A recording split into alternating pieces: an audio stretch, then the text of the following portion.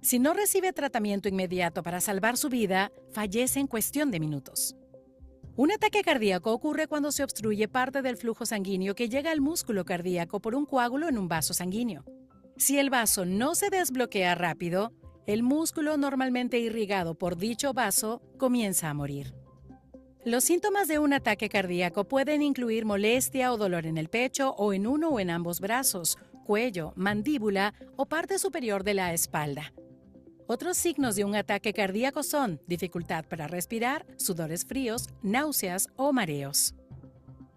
Tanto en hombres como en mujeres, el síntoma más común de un ataque cardíaco es dolor o molestia en el pecho. Sin embargo, las mujeres tienen menor tendencia a buscar tratamiento por ello. Esto podría ocurrir porque suelen ser más propensas que los hombres a experimentar alguno de los otros síntomas comunes de un ataque cardíaco. Los síntomas incluyen dificultad para respirar, náuseas y vómitos, dolor de mandíbula y espalda, que suelen confundirse con reflujo ácido, gripe o síntomas propios de la edad. Un ataque cardíaco puede provocar un paro cardíaco. Alguien que está sufriendo un paro cardíaco necesita RCP para sobrevivir. RCP es la sigla de reanimación cardiopulmonar y consta de dos partes: compresiones torácicas y ventilaciones. Cuando se precisa RCP, las compresiones torácicas ayudan a restablecer el flujo sanguíneo al cerebro y otros órganos vitales. Ante una emergencia, es normal dudar o cuestionarse a uno mismo. Hay muchos mitos sobre la RCP. Mito número 1, ¿verdadero o falso? La mayoría de las personas están preparadas para actuar en una emergencia. Falso. La mayoría se siente impotente al no saber cómo realizar la RCP o tiene miedo de herir a la víctima.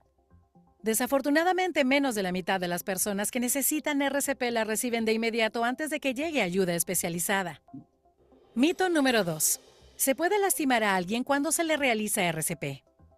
Aunque una persona no necesite RCP, es muy poco probable que se lastime durante la práctica. Aunque una persona puede sufrir lesiones como una costilla rota, estas son insignificantes si se las compara con la muerte. La tasa de supervivencia baja un 10% por cada minuto que una persona no recibe RCP. Hacer algo para ayudar a alguien es mejor que no hacer nada. Mito número 3. Pueden demandarnos por hacer RCP. Las leyes del buen samaritano están vigentes para proteger a quienes intentan salvar una vida.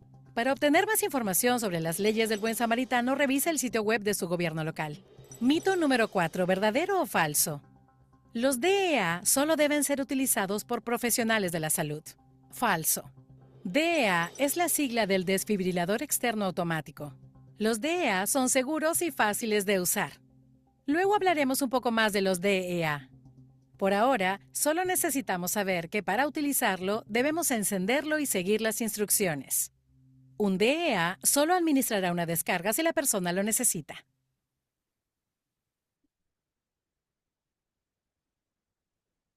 Listo, preguntas de este video, les aclaró un poquito más la diferencia, ya lo sabían o no lo sabían y ahora sí les queda claro o todavía no les ha quedado claro, cuéntenme cómo vamos hasta ahí.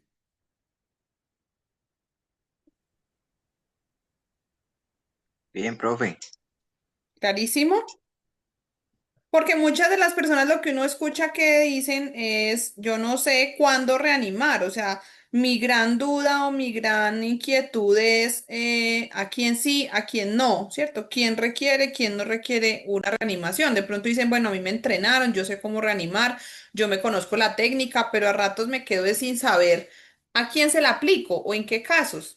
Entonces ahí el video nos daba varios parámetros, pero básicamente es muy, digamos que fácil de determinar que una persona que está atravesando un ataque o un infarto, pero todavía no ha colapsado, pues esa persona no necesita que yo lo reanime, esa persona necesita que yo le dé una atención de emergencia, sí, lo traslade a algún lado o llame una ambulancia, ¿cierto? Para que lo atiendan, pero mientras él esté consciente, hable y respire, aunque esté pálido, aunque esté sudoroso, pueda estar con mucho dolor, pues no lo voy a tumbar al suelo y lo voy a reanimar sabiendo que está consciente. O sea que el primer signo para nosotros va a ser, para un paciente que está en paro, la inconsciencia. Ahora, muy importante tener en cuenta que no todo paciente inconsciente está en paro.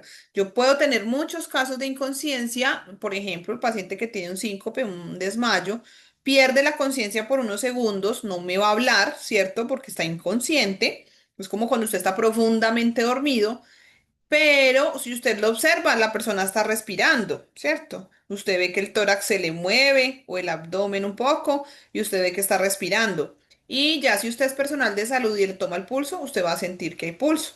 Entonces una persona en paro cardíaco está inconsciente, no habla, no respira y esa es la persona que necesita que usted le realice RCP, que si usted no la hace en menos de unos segundos o minutos, puede llegar a morir, ¿cierto? Entonces muy clara la diferencia y esto nos sirve también para hacer una identificación previa de quién necesita o no la reanimación.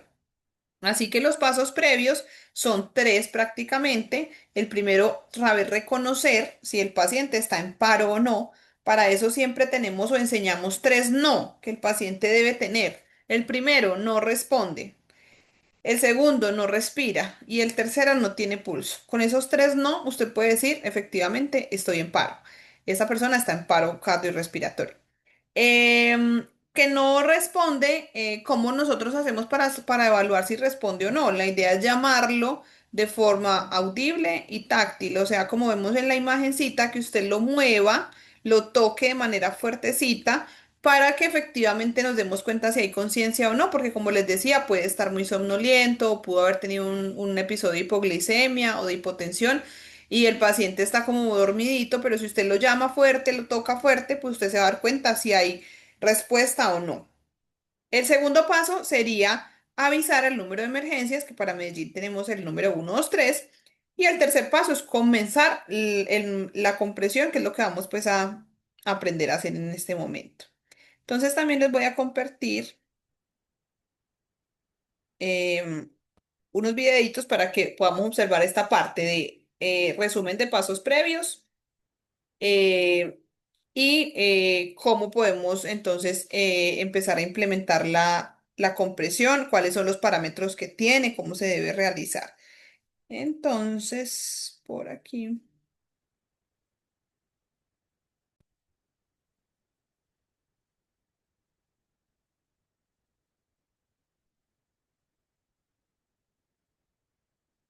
mm,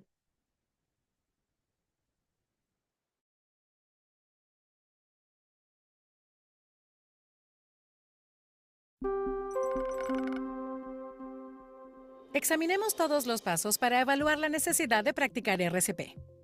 Antes de hacer RCP, compruebe que la escena sea segura. Toque a la persona y háblele para ver si responde. ¿Está bien? ¿Está bien? Si la persona no responde, pida ayuda. Necesito ayuda.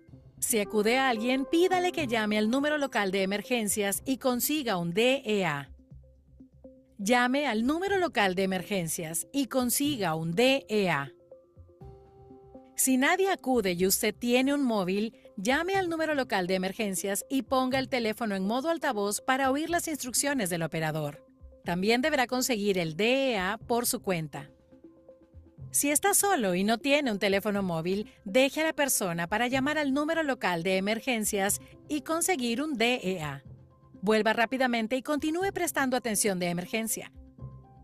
Si no sabe dónde está el DEA o no tiene uno disponible, no se demore e inicie de inmediato la RCP. Observe el pecho entre 5 y 10 segundos para ver si respira. Si la persona no respira normalmente o solo jadea o boquea, usted deberá iniciar la RCP de inmediato. Si la persona respira normalmente pero no responde, colóquela de lado hasta que llegue alguien más preparado. Vamos a parar el video mientras usted se prepara para comprobar si la escena es segura y hacer la evaluación.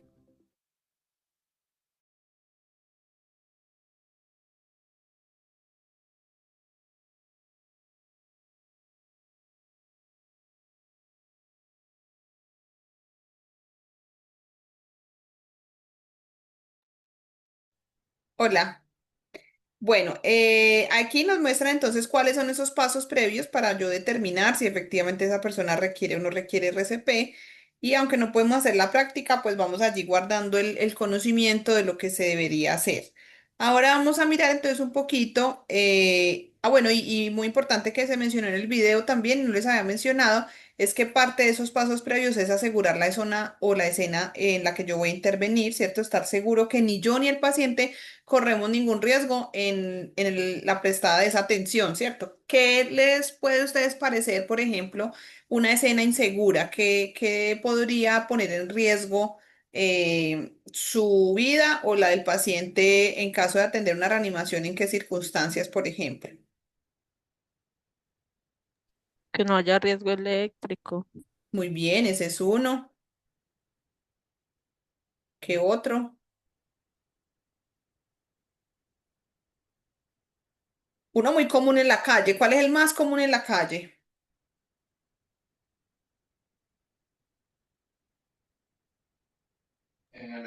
Vehicular. Ajá, sí, muy bien, gracias. El tráfico, ¿cierto?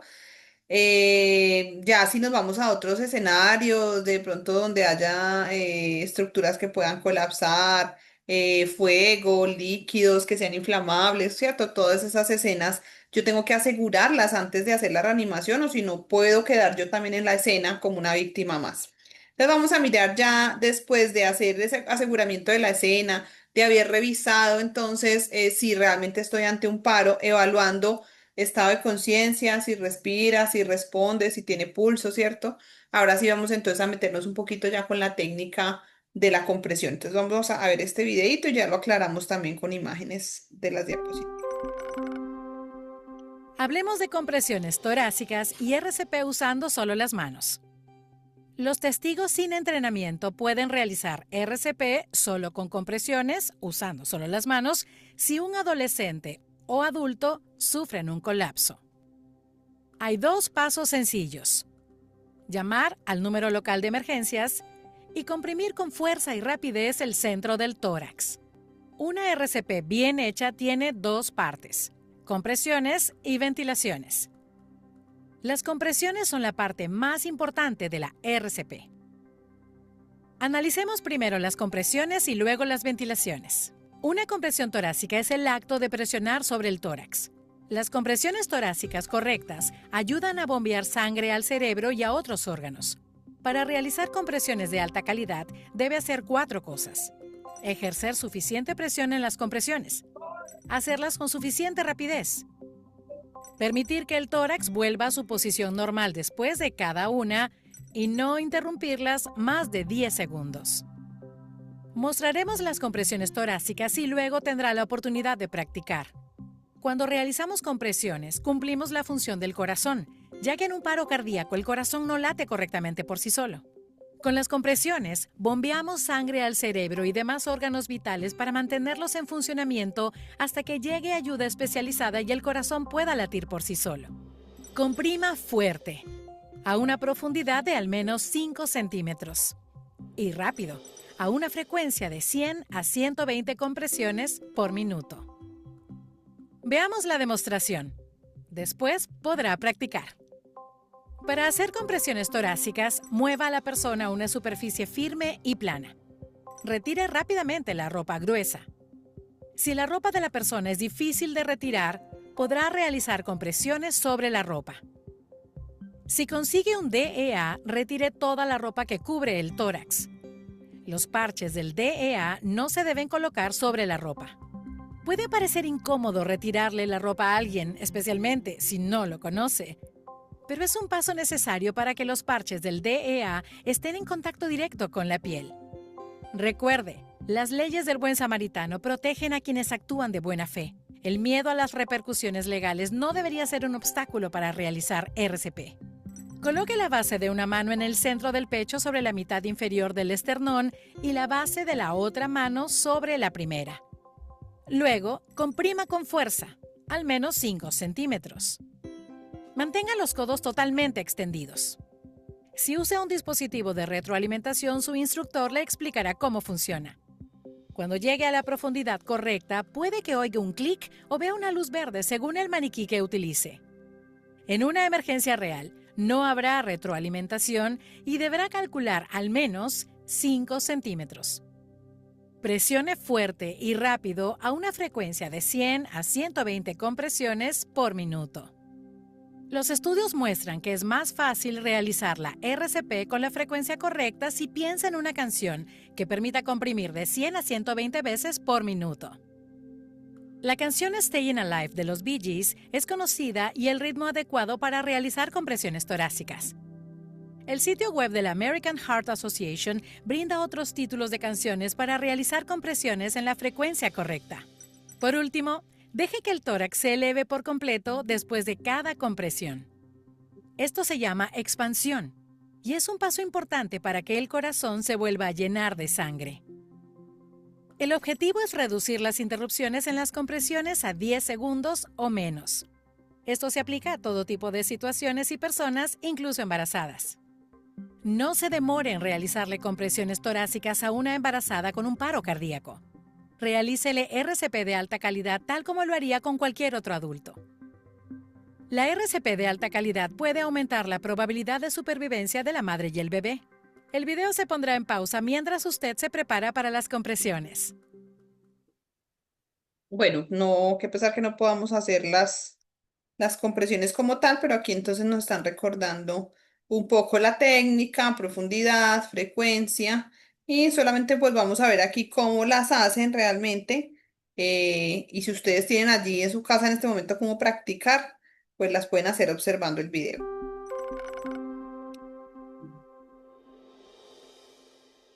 Para las compresiones torácicas, ponga la base de una mano en el centro del pecho sobre la mitad inferior del esternón y la base de la otra mano sobre la primera. Comprima con fuerza al menos 5 centímetros. Mantenga los codos totalmente extendidos. Comprima fuerte y rápido, con una frecuencia de entre 100 y 120 por minuto. Por último, deje que el tórax se eleve por completo después de cada compresión.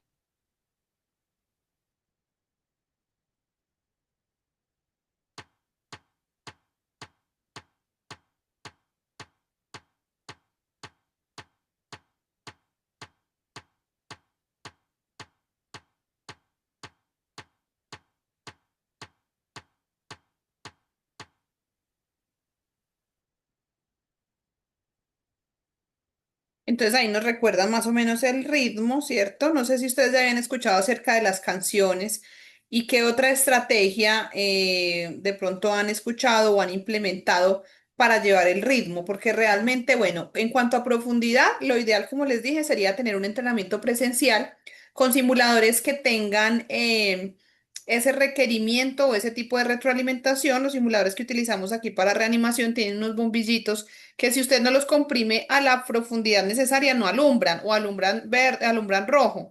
Mientras que cuando usted lo hace en la profundidad correcta, le alumbran en verde diciéndole que lo está haciendo bien. Esa es una estrategia para la profundidad, entrenarnos previamente con simuladores que tengan más o menos ese porcentaje de profundidad necesaria para que su cuerpo se vaya como preparando y memorizando cuánta presión debe ejercer. Entonces, en la teoría nos queda muy claro que son 5 centímetros, pero uno no tiene una regla en el momento de la reanimación para estar midiendo si está haciendo 5 centímetros o no. Entonces, para eso son muy importantes los entrenamientos presenciales con simuladores que tengan esas características y que más o menos me ayuden a medir la fuerza. Normalmente para poder oprimir el tórax esos 5 centímetros, la técnica es muy importante. Observaron en el video que el reanimador no se quedó sentado, sino que él se posiciona, se para, ¿cierto? Y queda mucho más encima del tórax del paciente, justamente para lograr que el cuerpo del reanimador caiga sobre el cuerpo del paciente o de la víctima y que no sea una fuerza que estamos haciendo con las manos solamente, sino que realmente sea el peso de mi cuerpo quien me ayude a profundizar en esos 5 centímetros. Pero para la parte de frecuencia, para llevar un ritmo, ¿qué otra estrategia ustedes conocen o qué otras canciones? Ahí mencionaba una, ¿cierto? Pero no sé si ustedes conozcan alguna otra o esa que mencionó ahí, ¿saben cuál es? ¿La han escuchado? ¿La relacionan o no? Yo sí la he escuchado en otros cursos de RCP. Ujú.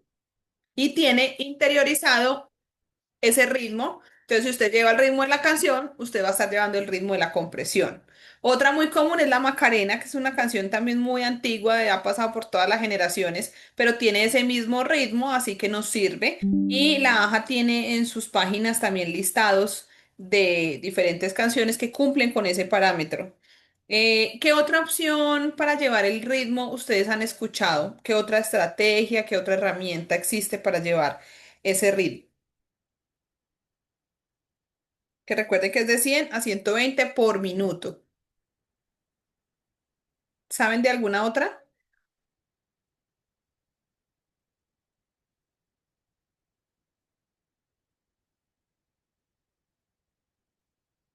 ¿Ninguna otra?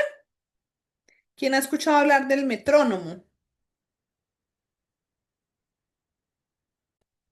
¿Alguien conoce el metrónomo? ¿No? ¿Ninguno? Digan sí o digan no. No, No. A ver, Steven, Julián, Kevin, don Profe, Rebeco. el micrófono. ¿Ya me escuchan? Sí, Casi que no lo activo. Sí, el metrónomo sí lo conozco. Y de hecho, excelente. pues sí, en casi todos los celulares que he tenido lo mantengo instalado porque es una herramienta muy funcional. Sí, excelente, porque mucha gente dice, profe, entonces que en plena reanimación pongo la musiquita y ahí eso no se ve como maluco. Sí, claro, se ve maluco. Normalmente en las reanimaciones reales no ponemos ni Stiner Live ni la Macarena, eso lo hacemos en los procesos de entrenamiento para que la mente memorice un ritmo, ¿cierto? Pero ya en los escenarios reales, en los casos puntuales donde se presenta, usamos más ese tipo de herramientas, pues que no se ven mal, ¿cierto? Y para quienes no la conocen, entren a su celular en la Play Store, donde ustedes descarguen todos sus aplicaciones y buscan metrónomo. Y lo pueden descargar y después de descargado lo pueden ajustar en 110. A mí me gusta mucho 110 porque es la mitad entre 100 y 120 y me parece que no es ni tan lento ni tan acelerado. Sin embargo, usted lo puede poner en cualquier métrica mientras se mantenga entre 100 y 120 y le va a dar un ritmo. Realmente esta herramienta no surgió en el ámbito de la salud, surgió en el ámbito de la música, pero como aquí estamos hablando de llevar un ritmo y de mantenernos en un ritmo y de aprendernos un ritmo, entonces por eso usamos estrategias o herramientas que utilizan en la música como el metrónomo. Entonces miren en la figurita la posición al lado de la víctima, espalda recta, brazos rectos, para evitar que yo ejerza la fuerza con mis brazos, sino que sea mi cuerpo el que caiga sobre el tórax del paciente, ¿cierto? ¿Con qué voy a hacer la presión? Con el talón, la parte más durita aquí de la palma de la mano, ¿cierto? Sobre el esternón, pero el esternón es un hueso bien largo, ¿cierto? Y la idea es que podamos medirlo desde aquí, usted se lo empieza a sentir y comience a tocar hasta abajo, hasta donde termina. Si usted coge ese esternón y lo parte en tres porciones, sería en la porción inferior, en el tercio inferior del esternón. Es el lugar donde usted va a colocar esta parte más rígida de la mano. No toda la mano le va a caber en esa parte, sino solo esta parte más dura. Y la otra mano puede entrelazar. Usted puede colocar cualquiera debajo y cualquiera encima. Yo la recomendación que siempre doy es como yo lo hago y es con la mano no dominante abajo y la dominante encima, porque siento que así tengo mayor control y ejerzo mayor presión. Pero usted lo puede hacer de manera contraria y probar, por eso son tan importantes las capacitaciones presenciales en este tema para que usted practique con el simulador y mire cómo se siente haciéndolo pues de manera más correcta. Aquí en la imagencita ustedes observan em, la posición o el esternón. Mire dónde empieza el esternón y dónde termina. Ya por aquí está terminando, ¿cierto? Si yo partiera ese huesito en tres porciones, entonces nos dicen una, dos, y mire que en el tercio inferior es donde yo la voy a colocar. No debería poner el punto de presión aquí tan abajo, porque en esta partecita de aquí ya queda la puntica del esternón que conocemos como apéndice sifoides, y esa sí es muy fácilmente fracturable, mientras que el esternón es un hueso muy grueso, muy fuerte, que no es fácil de fracturar. Entonces, justo en este punto donde está este círculo es donde usted debería posicionar la parte más dura de la palma de la mano, el talón de aquí de la mano, y ahí comenzar a hacer la compresión. Normalmente en los hombres coincide muy bien con la línea intermamaria. Entonces, si ustedes ven, el punto de presión está en toda la mitad de una tetilla y la otra, ¿cierto? Pero no es un punto pues de criterio para las mujeres, por ejemplo, porque la línea intermamaria puede depender de la edad y de muchos otros factores, entonces normalmente hablamos es de tercio inferior del esternón. Y esta es la forma entonces como se deberían entrelazar las manos y miren que el punto de apoyo es solamente esta porción que se ve acá. Él no está apoyando toda la palma de la mano, sino solamente esta partecita aquí más rígida de la palma de la mano es la que está sirviendo como punto de presión, ¿listo? O como punto de apoyo. Bueno, vamos entonces a mirar las dos características que ya hablamos ahorita, fuerte y rápido. ¿Qué es fuerte y qué es rápido? Fuerte es 5 centímetros de profundidad. ¿Qué es rápido? Que no esté Profe, más, ¿sí? el RCP en embarazadas, ¿cómo sería? Igual, exactamente igual. Entonces, la frecuencia es de 100 a 120 por minuto, que indica que no puedo ir menos de 100 ni tampoco puedo ir más de 120. Dijimos que teníamos dos estrategias, la música y el metrónomo. Otra estrategia puede ser contar los números, pero vocalizándolos, o sea, que yo pueda decir 23, 24, 25, no que yo esté contando 21, 22, 23, 24, 25, 26, porque ya estaría haciéndolo muy rápido, entonces contar vocalizando. Y para responder a la pregunta, en las maternas no hay ningún cambio, ni de frecuencia ni de profundidad. La única aclaración que hacen las guías AJA sobre las maternas es que si hay varios reanimadores, los reanimadores que no estén comprimiendo o ventilando, que puedan ser personas que no necesariamente pueden ser de personal de salud, sino otra persona extra que está colaborando en la escena, lo que nos recomiendan es que podamos lateralizar el abdomen de la mamá hacia el lado izquierdo de la madre. Entonces la mamá está acostada y vamos a lateralizar el abdomen, a moverlo, como a tratar de correrlo un poquito hacia el lado izquierdo de la mamá. Eso es para mejorar el retorno venoso por la cava, que siempre llega por el lado derecho. Entonces, para mejorar ese retorno venoso, pero la compresión y la técnica y el proceso se hace completamente igual. En el tercio inferior del esternón, pongo el punto de presión y las profundidades y las frecuencias no cambian. De hecho, ahorita que veamos el DEA, nos vamos a dar cuenta que tampoco cambia nada en el uso del DEA. Ah, que está embarazada y que de pronto le llega una descarga al bebé y lo matan. No tiene nada que ver porque la descarga, para eso se colocan unos parches y esos parches van a hacer que la descarga llegue al corazón de la madre y no tenga ningún efecto en el niño. Así que es lo único que si la mamá no se salva, el niño no se salva. Entonces se va a usar el DEA de manera rutinaria, como la usamos en una persona que no estuviera en embarazo, y se van a hacer las compresiones con la misma técnica, la misma fuerza, la misma profundidad, la misma frecuencia, todo exactamente igual. Entonces por aquí les tengo el sonito del metrónomo.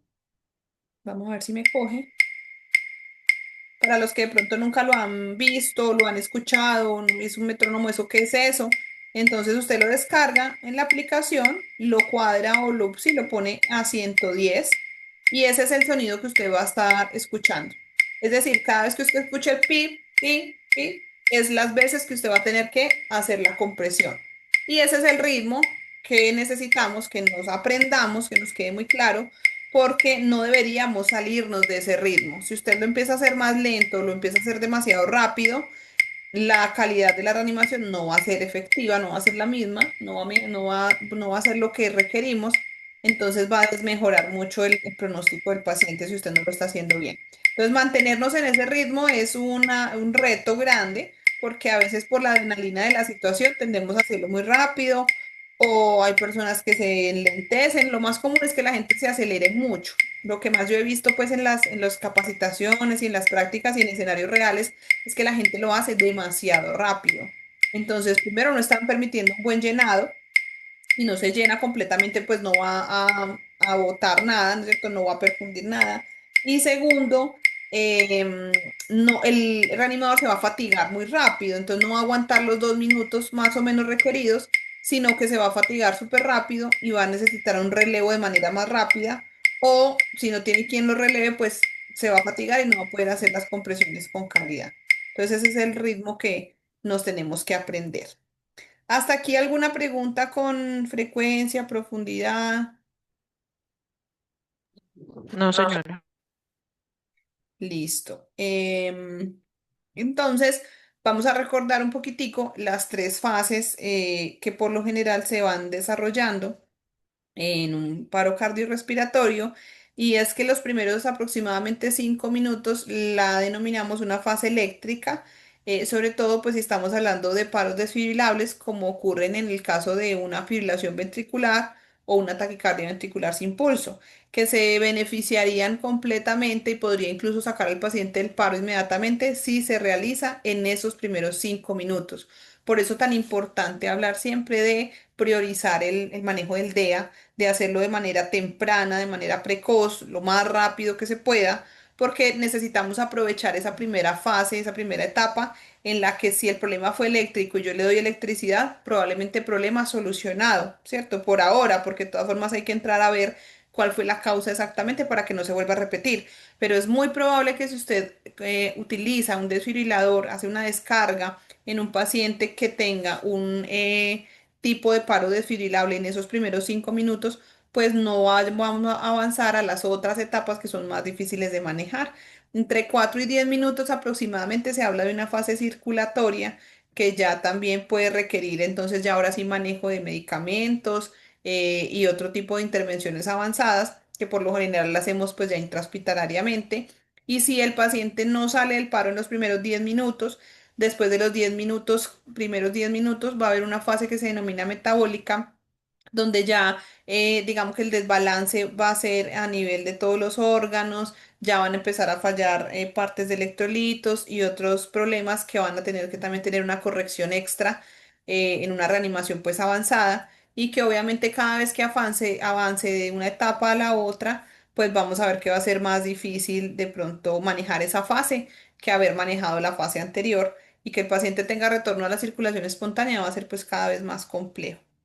Entonces, lo último que nos queda pues para mencionar aquí de la parte de reanimación cardiopulmonar básica, porque lamentablemente pues no hacemos la práctica, perdón, es el manejo del DEA, el uso del DEA, el reconocimiento del DEA. Entonces, por eso vuelvo y pregunto, antes de pasar al DEA, ¿alguna pregunta con compresiones, con esa parte de la frecuencia, de la profundidad, de la técnica? ¿Alguna pregunta hasta ahí? ¿Todo claro?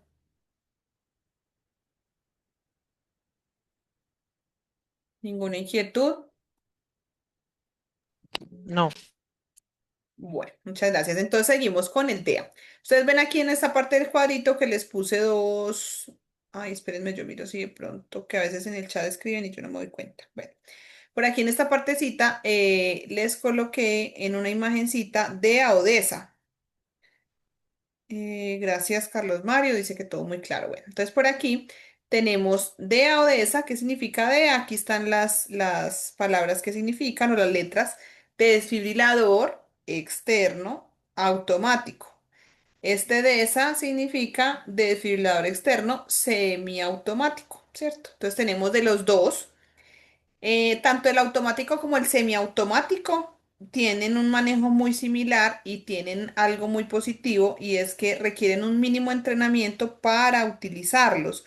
Cualquier persona que reciba una mínima capacitación sin necesidad de ser personal de salud lo puede utilizar de manera correcta porque en realidad, aunque existen varios pasos que se van desarrollando en la implementación de este aparato o de este dispositivo, realmente hay dos pasos universales que son prenderlo y seguir las instrucciones. O sea que si usted sabe cuál es el botón de on-off para prenderlo y si usted sabe escuchar y ser obediente a las instrucciones, usted ya sabe usar un DEA. Usted aquí no necesita saber de ritmos desfibrilables, no necesita saber de electrocardiografía, ni que cuántos joules, no necesita saber de nada porque el aparato se va a encargar de definir si requiere o no requiere descarga, cuánta descarga va a mandar, en qué modo la va a mandar. Entonces, no necesitamos, como si necesitaríamos un entrenamiento avanzado en caso de utilizar un desfibrilador manual, que son los que tenemos en los hospitales y en algunas ambulancias. Pero si usted está hablando del de automático o del semiautomático, no requiere un entrenamiento pues tan profundo. ¿Cuáles serían los pasos? Ah, bueno, la importancia, como les mencionaba ahorita, de utilizarlo prontamente, ¿cierto? Porque muchas veces ha pasado situaciones en las que el DEA está, pero no hay quien lo sepa usar y es más triste todavía. triste pues que no haya un DEA para usar, pero lo más triste es que haya un DEA y no haya quien lo use, ¿cierto? Y normalmente el 85% de los paros cardíacos son desfibrilables. Y si usted los desfibrila en esos primeros minuticos, como hablábamos ahorita, hay 90% de probabilidades que se revierta, o sea que usted salve a ese paciente y el paciente salga del paro. Pero mire que para lograr ese 90%, primero tengo que hacerlo en los primeros minutos. Y pues es el 85%, por eso no hay un 100% de ganancia de que se va a revertir, de seguridad de que se va a revertir, pero sí hay probabilidades muy grandes cuando se utiliza de manera temprana, de manera rápida, porque la mayoría de paros van a requerir la descarga.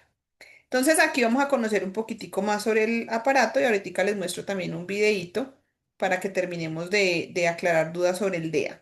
Entonces, primero, tiene gran porcentaje de efectividad. Por eso ahorita les dije, no hablamos de un 100%, pero sí hablamos de un gran porcentaje.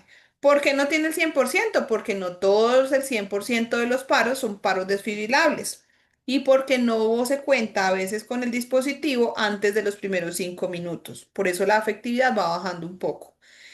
El riesgo es nulo, prácticamente ninguno. Son muy seguros, pero ese riesgo y esa seguridad van a ser efectivos, el nulo riesgo y la máxima seguridad dependiendo de quién lo esté manejando, ¿cierto? Y que conozca lo básico para poderlo manipular. Otra cosa muy importante es que él decide si es adecuado o no es adecuado realizar descargas. En caso de que él analice el ritmo y se dé cuenta de que es un ritmo no desfibrilable, pues él no se va a cargar.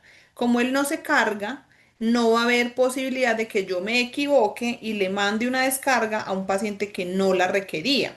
Entonces son muy seguros para el paciente en el sentido de que usted no puede hacer un mal manejo del dispositivo porque el dispositivo no se va a cargar cuando él no recomiende realizar descarga. Son muy fáciles de manipular, la mayoría son muy intuitivos, que usted los observa y si no es con la voz, es con luces, tiene señales muy claras que me pueden indicar cuál es el paso a seguir y me va guiando y me va diciendo paso por paso. Hay unos que incluso tienen en su interior metrónomos y me ayudan a llevar el ritmo y hay otros que además de eso me hablan y me van diciendo cuántas compresiones llevo, cuándo puedo hacer las ventilaciones, cuántas doy. Hay unos que tienen ya pues muchísimas más ayudas, pero en general todos tienen lo básico para que alguien que sepa escuchar y obedecer las indicaciones que él le va dando lo pueda usar sin riesgos, sin problemas y que sea efectivo pues para el paciente. ¿Qué es importante? Reconocer dónde está. Si ustedes trabajan en algún sitio y tienen uno, vaya, conózcalo, cacharréelo, ábralo sin miedo. Pídale a alguien entrenado que lo capacite, que le muestre cuáles son los pasos, cómo se usa. Y como dice aquí, úselo tan pronto lo tenga. El tiempo siempre va a ser oro. ¿Qué nos dice entonces por aquí también algo sobre las leyes? Que hay una reglamentación, ¿cierto? Y un ámbito de aplicación donde nos dice que todo transporte asistencial básico, terminales de transporte, escenarios deportivos, entidades públicas, cárceles, sistema de transporte masivo, colegios, centros comerciales y comandos de policía deberían tener un desfibrilador.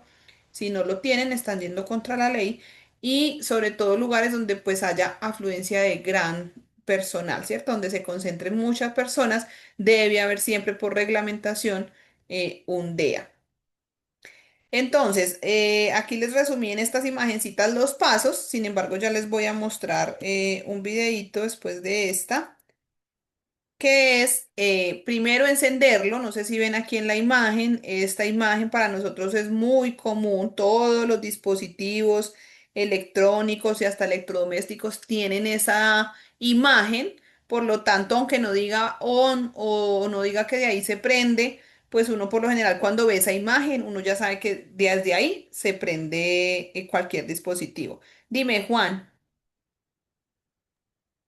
Profe, qué pena, tengo una consulta. ¿Cómo estás diciendo que según la ley exigen mínimo un día por sitio donde haya afluencia de gente, cierto? O Sí, sea, digámoslo así, un ejemplo, hay una compañera que trabaja en un parque acuático y ella está con la duda si dependiendo la cantidad de gente o afluencia que tiene que conseguir uno o más de un DEA.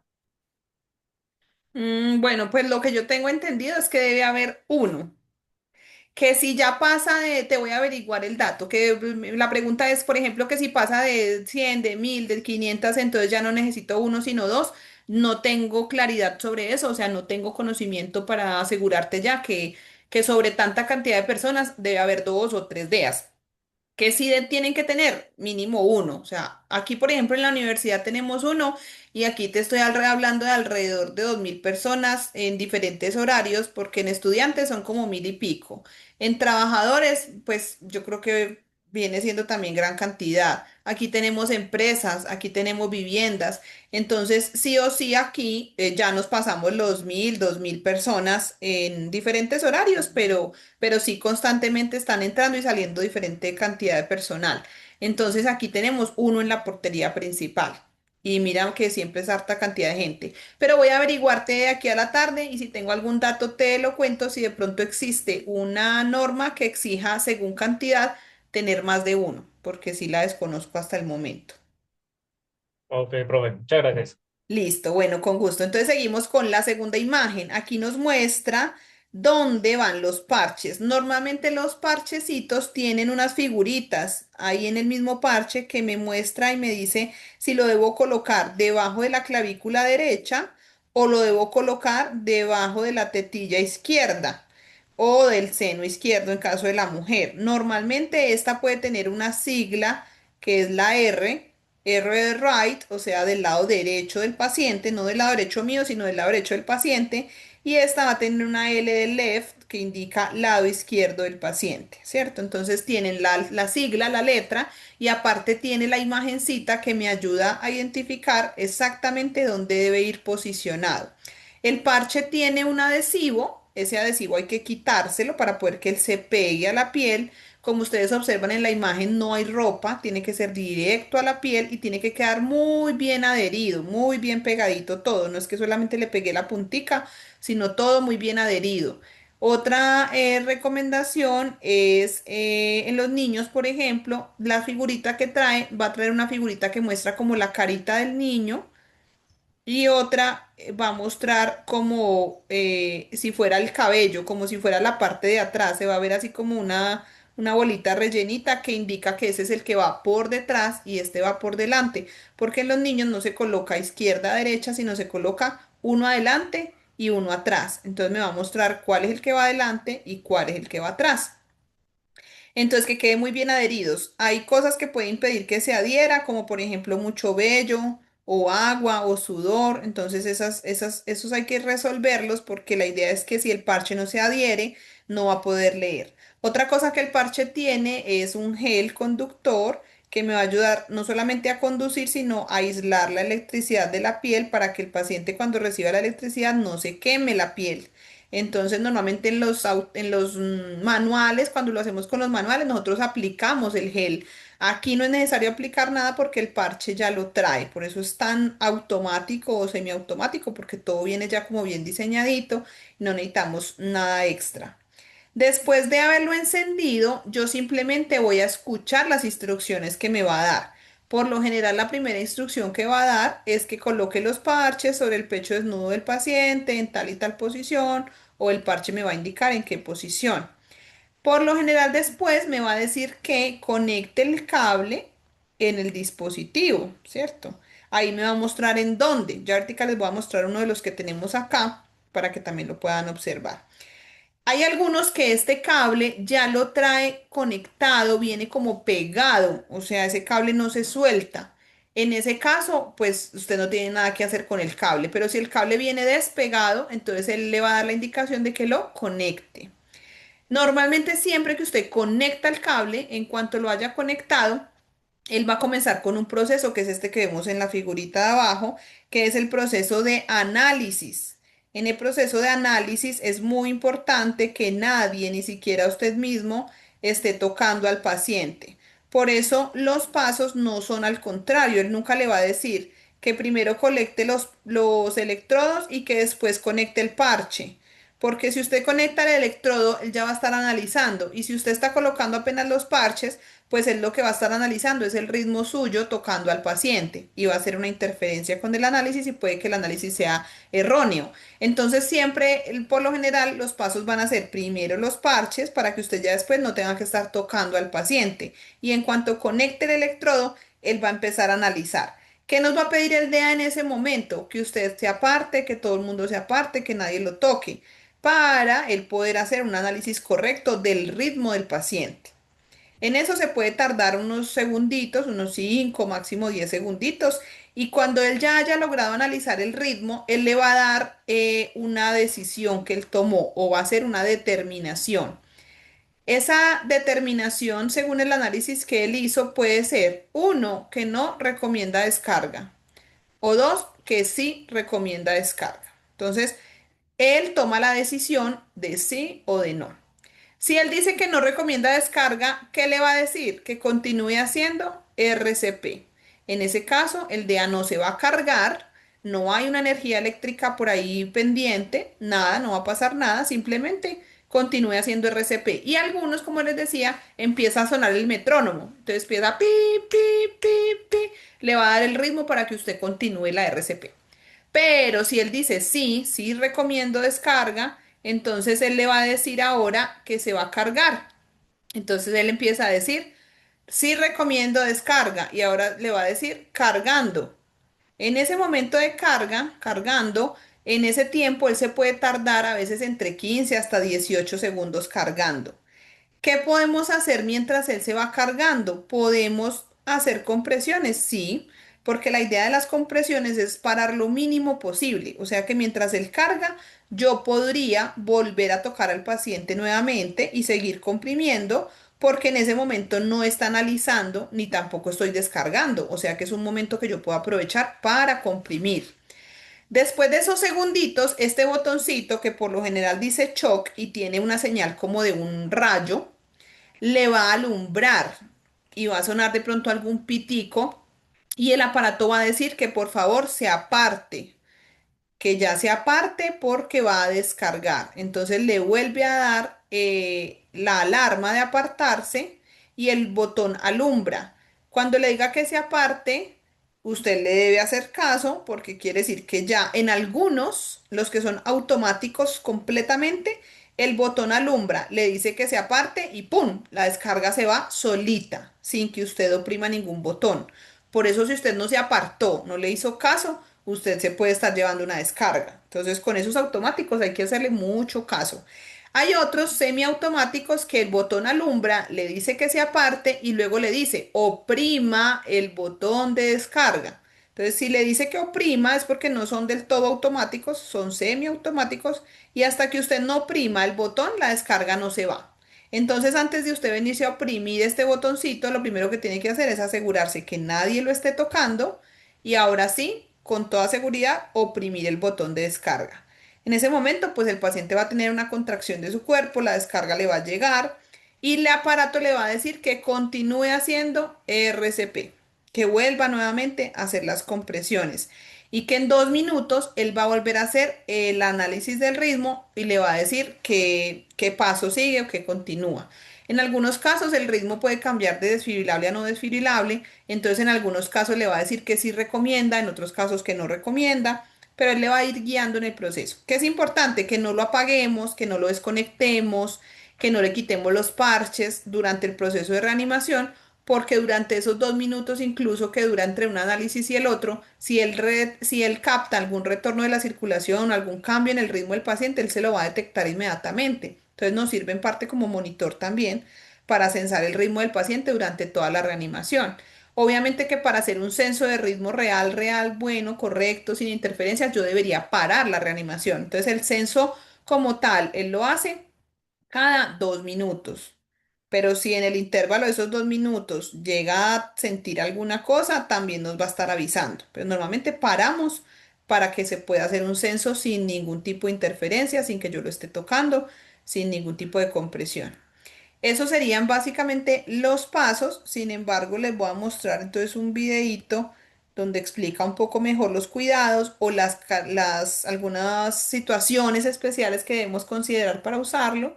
Y por último, les muestro entonces el DEA de acá para que ustedes vean. Bueno, les voy a mostrar, es el DEA de entrenamiento, porque el DEA oficial normal, el verdadero, verdadero, está en la portería, ese no lo puedo mover de allá. Pero les voy a mostrar los DEAs con los que nosotros hacemos los entrenamientos, que simulan muy bien los pasos pues, que lleva a cabo un DEA normal. Entonces les voy a mostrar por aquí el video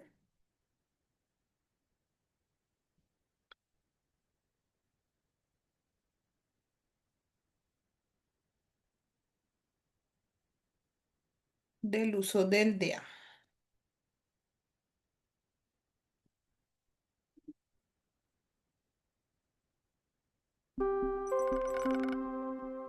Hasta ahora aprendimos a realizar compresiones y ventilaciones con y sin mascarilla. Veamos más detenidamente el uso del DEA.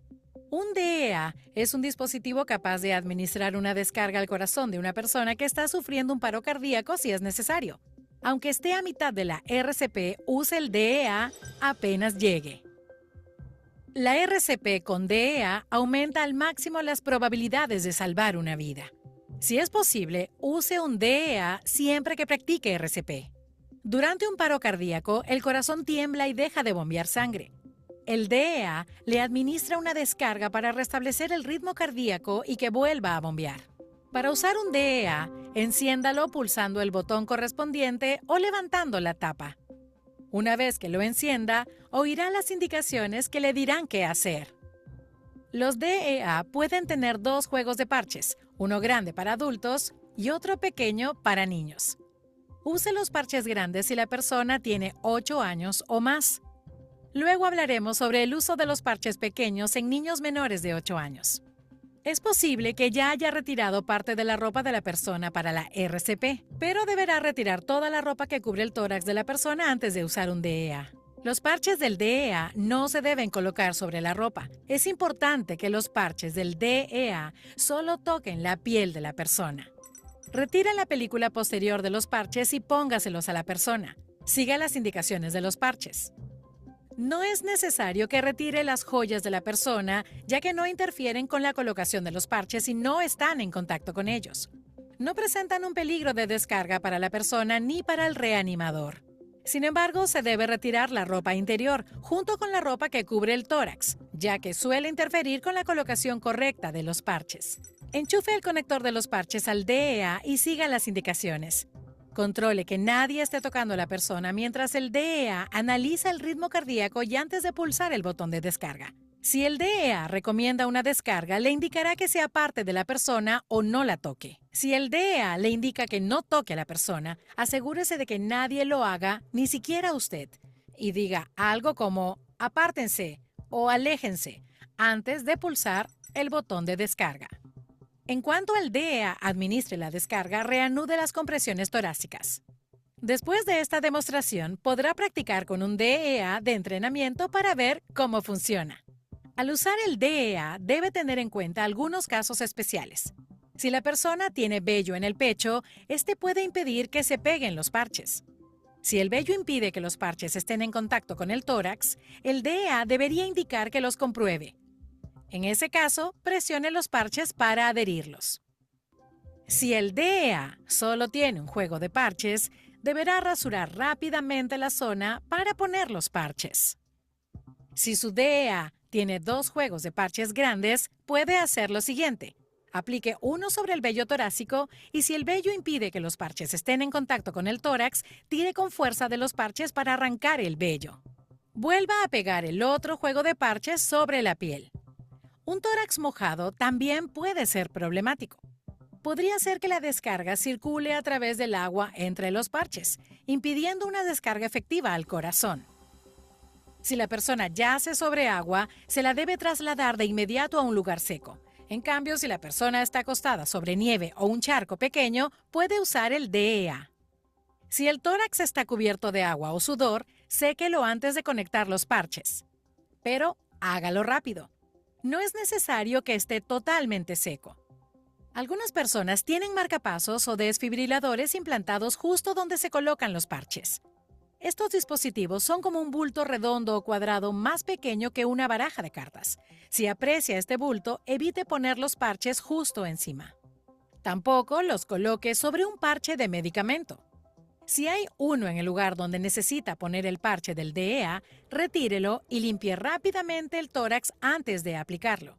Si no está usando guantes, asegúrese de no tocar la parte inferior del parche. No querrá que ningún medicamento entre en contacto con su piel. Use el DEA si una mujer embarazada tiene un paro cardíaco como con cualquier otra persona. Si en su trabajo hay un DEA, familiarícese con su uso.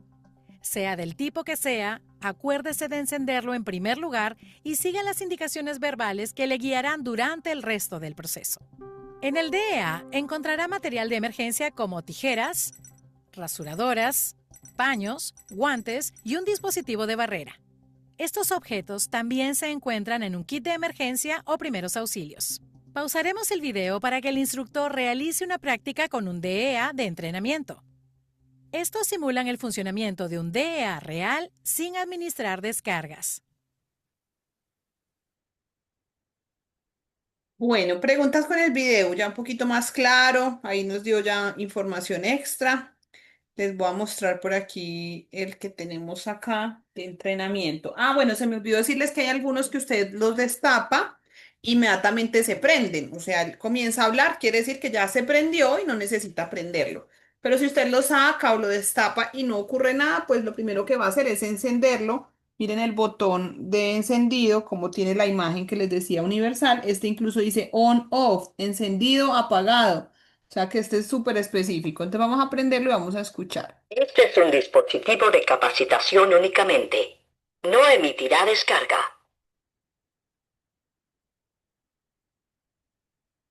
Deje descubierto el pecho de la persona. Coloque los electrodos firmemente sobre el pecho de la persona, tal como se muestra. Entonces ahí me va a decir que coloque los parches tal como se muestra, si quiere decir que la figurita me va a indicar cómo lo voy a hacer. Estos pues ya han sido bastante usados, están un poquito borrositos ya, pero usted puede ver que acá dice RA, eso significa right arm, o sea, brazo derecho, y no es para que se lo coloque en la mano, sino que la figurita le indica que va más o menos debajo de la clavícula, ¿cierto? En el lado derecho. Ahora, el otro me va a decir LL, que significa left leg, o sea, pierna izquierda. Y también la figurita me va a mostrar que ya aquí quedó el del lado derecho y que acá como diagonal va a quedar el del lado izquierdo. Entonces ahí ya se ve un poquito borrosito, pero estos parches son de un único uso, solo que como estos son de entrenamiento, pues llevan mucho tiempo siendo utilizados, pero los normales no se utilizan más de una vez y por lo tanto van a estar muy claras las imágenes donde es que va el electrodo. Entonces, mire que dice que el parche lo va a colocar en la piel desnuda, ¿cierto? Y que lo va a adherir muy bien, tal como se muestra en la imagen. Hasta ahí vamos. Coloque los electrodos firmemente sobre el pecho de la persona, tal como se muestra.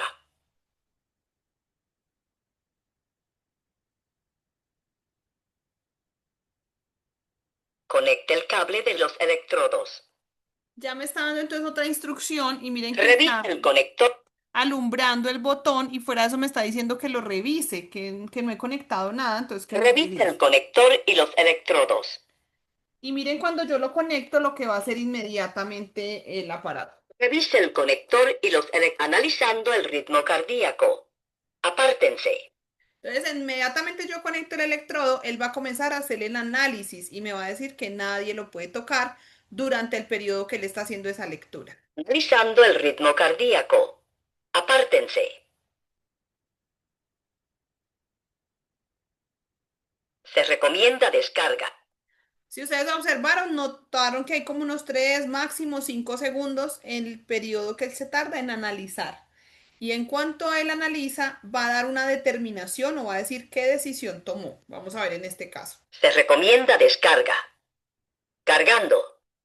Entonces ahí ya tomó la decisión, ya la decisión es que sí se recomienda descarga, va a empezar a cargarse y ahí es donde les digo que podemos aprovechar para hacer algunas compresiones mientras él logra la carga porque se va a demorar entre 15 y 18 segundos en hacer esa carga. Entonces vamos a ver después de que logra la carga lo que ya me dice que debo hacer. Se recomienda descarga. Cargando. Apártense.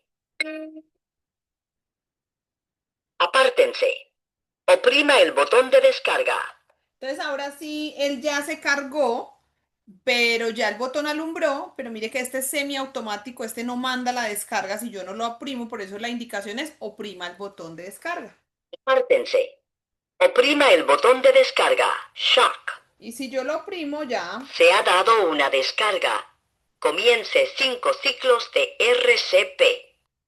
entonces si ya yo lo oprimo, ya mandé la descarga, obviamente previo apartando a todo el que esté tocando el paciente para evitar accidentes, y él me dice que después de la descarga lo que yo debo hacer inmediatamente es retomar la reanimación, retomar nuevamente la RCP. Como les decía, sin apagarlo, sin desconectarlo, sin desenchufarlo, sin quitar los parches, porque él va a necesitar seguir haciendo censo y en 2 minutos va a volver a hacer un análisis y me va a decir que continúa, que sigue con este proceso. Hay otros, como les decía, muy completos que le miden a usted cuántas compresiones va, le van contando, otras tienen metrónomo, tienen muchas otras ayudas, pero estos son pues los más básicos, los más sencillos y miren que el manejo pues es muy fácil de implementar.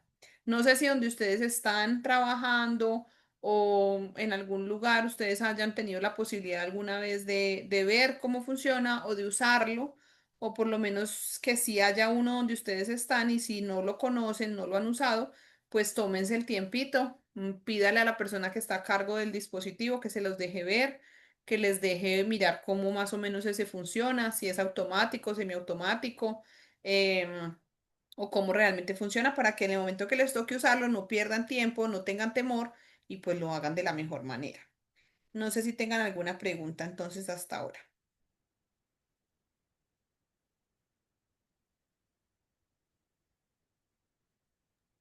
No. Bueno, todo muy claro entonces. Bueno, entonces voy a dejar de compartir y les voy a mencionar así como última de medida la parte de ventilatoria, aunque normalmente pues los cursos como les decía de solo manos pues no tienen este componente, pero una reanimación cardiopulmonar completa tiene que tener los dos componentes. ¿De qué depende que yo ventile o no ventile? De los dos dispositivos de barrera que yo tenga disponibles y sobre todo, como les decía, después de pandemia. Entonces les voy a mostrar algunas estrategias que existen en el comercio que ustedes pueden conseguir que les pueden servir para la parte de ventilación. Entonces, antes de hablar de ventilación, tenemos que hablar de protección, ¿cierto? Entonces, tenemos estas, por ejemplo, que si ustedes ven son como una bolsita y en toda la mitad tienen una telita que funciona como filtro o barrera para que las secreciones mías no le pasen al paciente y las del paciente no me pasen a mí. Y hay otras que ya además de la barrera o del filtro tienen unas válvulas. Entonces esta, si ustedes ven por este lado, no es igual que por este lado. Entonces van a tener una válvula unidireccional que van a permitir que el aire pase de mí al paciente, pero que la secreción y lo que esté en el paciente no me pase o no se me devuelva a mí. Entonces van a permitir el paso de una dirección a otra dirección. Hay otras, por ejemplo, como estas, que son como un llavero y dentro viene la mascarita y también van a tener una sola dirección. Yo me la coloco y soplo por el filtro, sí, por la valvulita, y le va a llegar entonces la ventilación al paciente, pero me estoy protegiendo del paso de secreciones de allá para acá.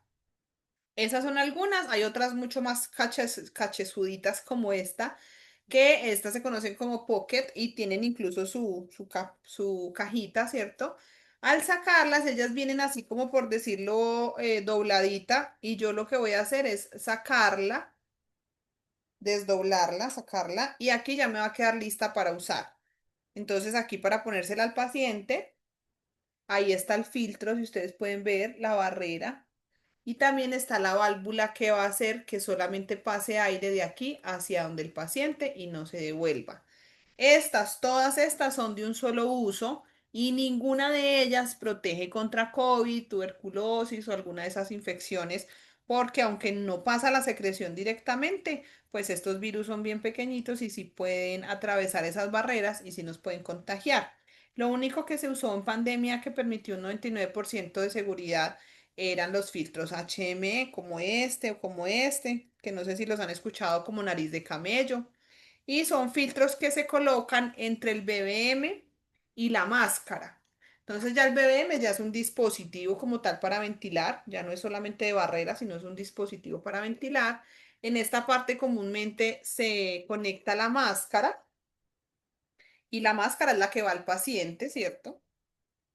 Pero entonces los filtros los estábamos colocando entre la máscara y el BBM. El filtro quedaba en la mitad de las dos cosas.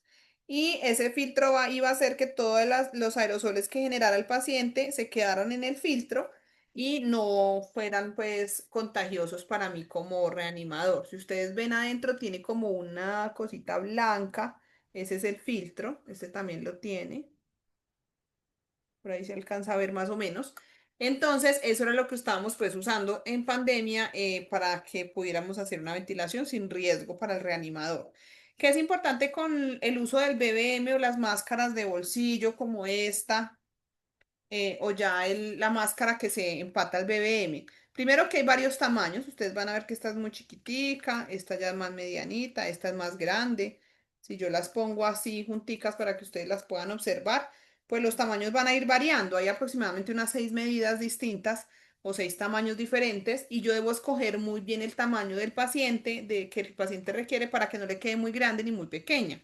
Debe cubrir nariz y boca, la parte más puntiaguda para la nariz y la parte más ancha para el mentón, que cubra muy bien. ¿Yo qué tengo que hacer con la máscara? Sellarla muy bien al rostro del paciente, pegarla muy bien para que el aire que yo voy a pasar por aquí no se me escape por los bordes y además voy a tener que hacer una hiperextensión del paciente. Si yo no lo hiperextiendo o no hago un buen sello, pues no voy a permitir que el aire entre adecuadamente. Entonces ahí queda armadito el BBM, se sella muy bien con una mano y con la otra mano pues se oprime.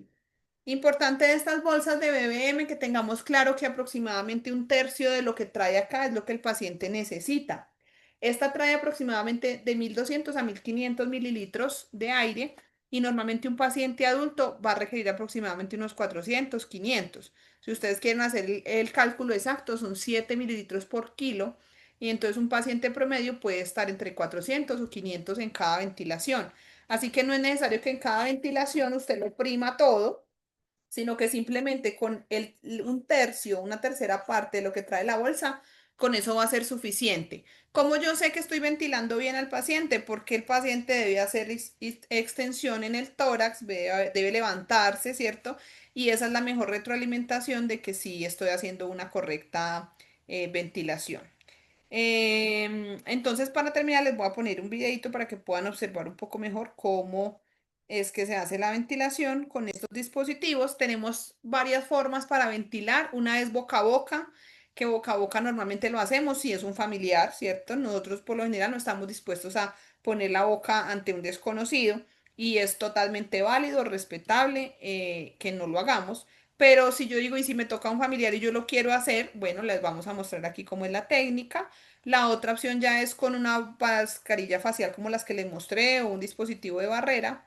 O la última opción es con el BBM. Entonces vamos a mirar las tres rápidamente. Ahora aprenderemos la segunda habilidad para una RCP de alta calidad, las ventilaciones. Las ventilaciones son muy importantes para lactantes, niños o cualquier persona que esté sufriendo un paro cardíaco por atragantamiento, ahogamiento, sobredosis de drogas u otra causa respiratoria. Es un error muy común creer que solo exhalamos dióxido de carbono, cuando en realidad exhalamos distintos compuestos, incluido el oxígeno. Por lo tanto, el oxígeno exhalado en las ventilaciones es útil para quien no puede respirar solo. Antes de las ventilaciones, abra la vía aérea de la persona. Si la vía aérea se abre correctamente, la lengua no bloqueará el paso del aire durante las ventilaciones. En este ejercicio practicaremos con un maniquí. En la siguiente demostración veremos cómo se realizan las ventilaciones sin una barrera facial o mascarilla de bolsillo. Próximamente veremos cómo se realizan las ventilaciones con mascarilla de bolsillo.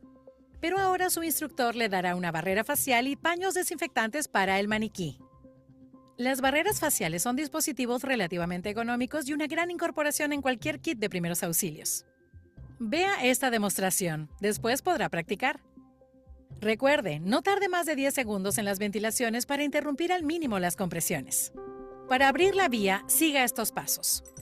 Ponga una mano en la frente del maniquí y los dedos de la otra mano en el hueso del mentón.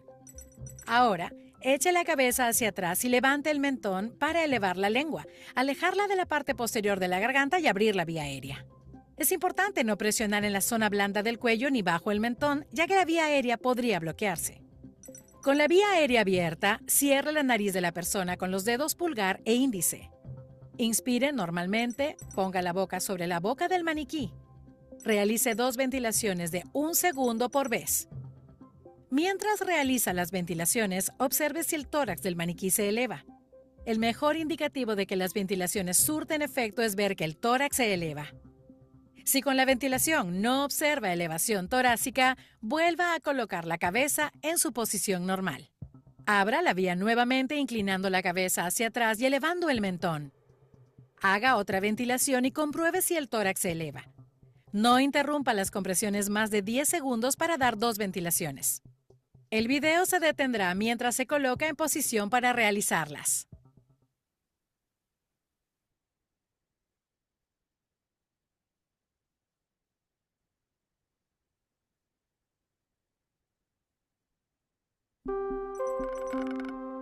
Podría dar ventilaciones con o sin una barrera facial o una mascarilla de bolsillo.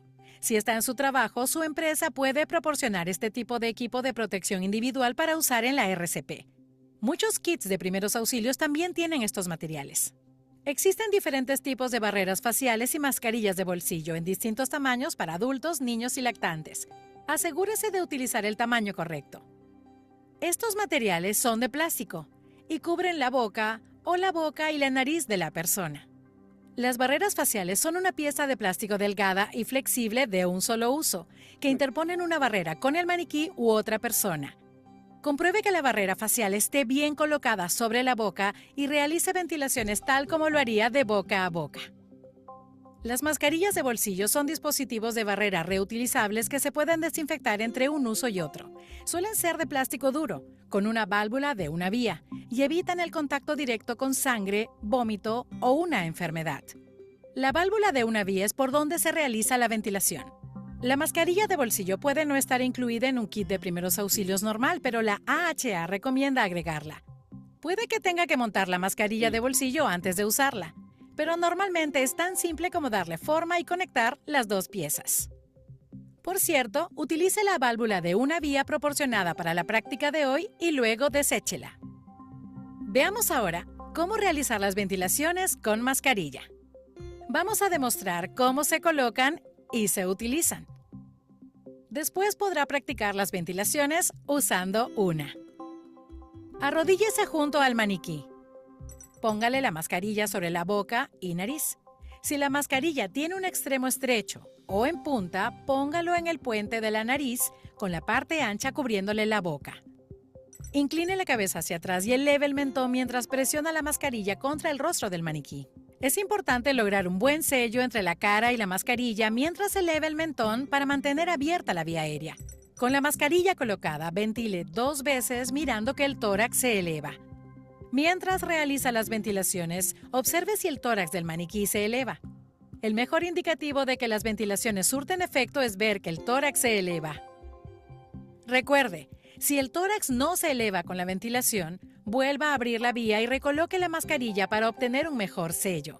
Realice otra ventilación y observe si el tórax se eleva.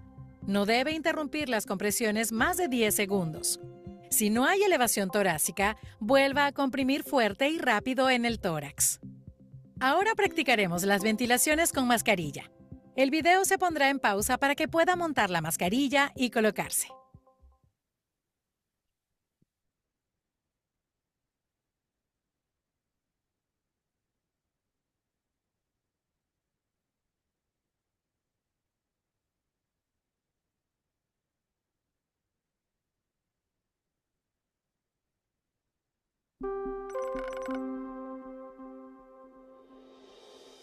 Ponga la mascarilla sobre la boca y nariz del maniquí. Incline la cabeza hacia atrás y eleve el mentón mientras presiona la mascarilla contra el rostro del maniquí. Con la mascarilla colocada, ventile 2 veces mirando que el tórax se eleva.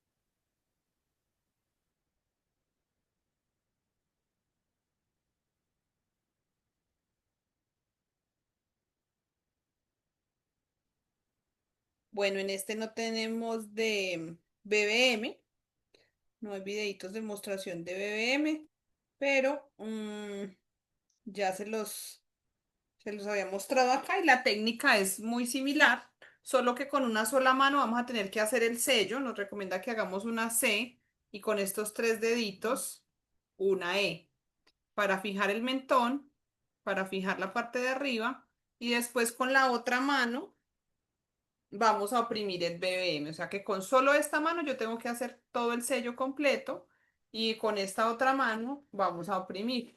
No puedo hacer el sello con dos manos a menos que hayan dos personas ventilando, ¿cierto? Que sería, pues, digamos que si hubiera mucho recurso humano, podríamos una persona sellar solamente con las dos manos y la otra persona oprimir el BBM, pero casi siempre nos toca a nosotros solitos hacer toda la manipulación del BBM y tendríamos que hacer un sello con una mano, hiperextensión con esa misma y con la otra mano hacer la ventilación.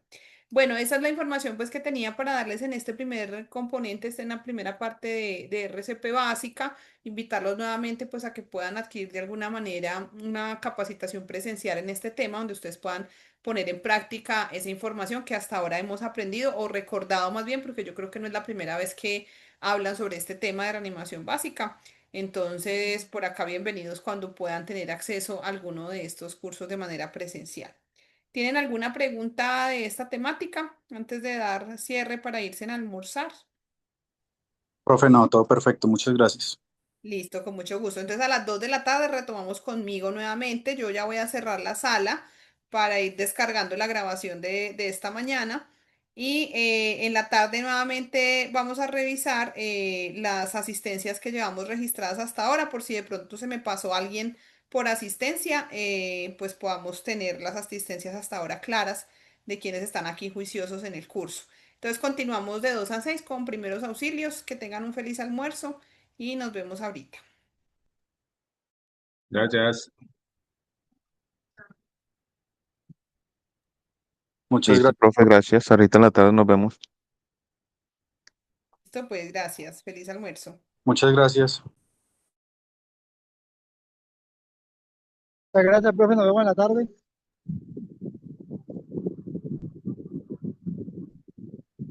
Gracias, profe.